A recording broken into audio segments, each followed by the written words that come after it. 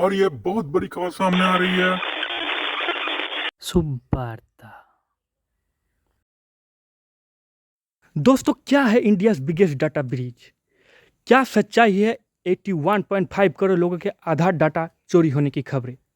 चलिए इस बारे में जानने की कोशिश करते हैं कि आखिर क्या हुआ है और ये जो डाटा चोरी की खबरें हैं ये कितनी ऑथेंटिक है। जैसे कि बताया जा रहा है कि ICMR के वहाँ से डाटा चोरी की गई है, तो उन्होंने इस बारे में क्या क्लेरिफिकेशन दी है और हमारी इंडियन गवर्नमेंट क्या स्टेप उठा रही है, साथ ही हमें क्या करना चाहिए, तो इस विषय में हम लोग जानकारी हासिल करेंगे। तो वीडियो के लास्ट तक जरूर जुड़े रहिएगा। स्वागत है आपका हमारे चैनल में।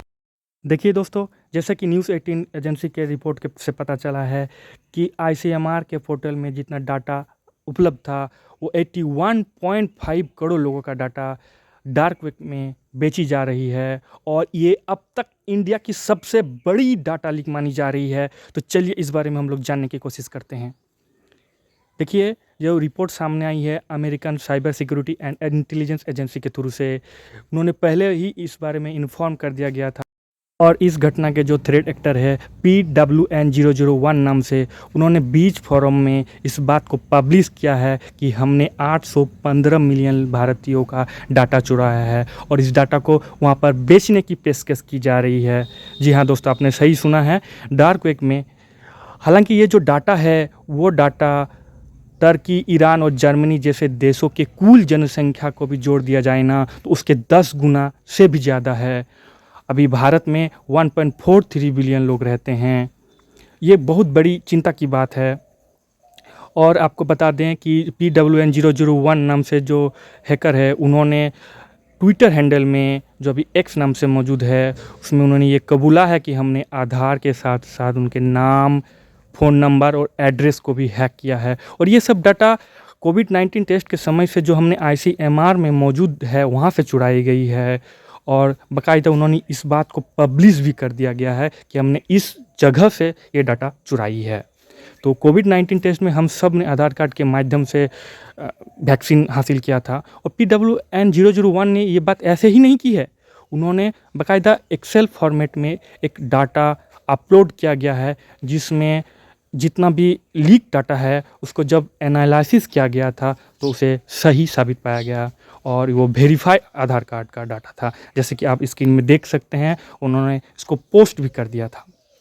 तो ICMR के थ्रू से अभी इस बारे में कोई ऑफिशियल बयान नहीं आया है, लेकिन ये माना जा रहा है कि उन्होंने CBI को एक केस फाइल किया है और जितने भी गवर्नमेंट एजेंसी है उस गवर्नमेंट एजेंसी इस बारे में लगी हुई है किस तरह से ये जो डैमेज है उसको कंट्रोल किया जा सके।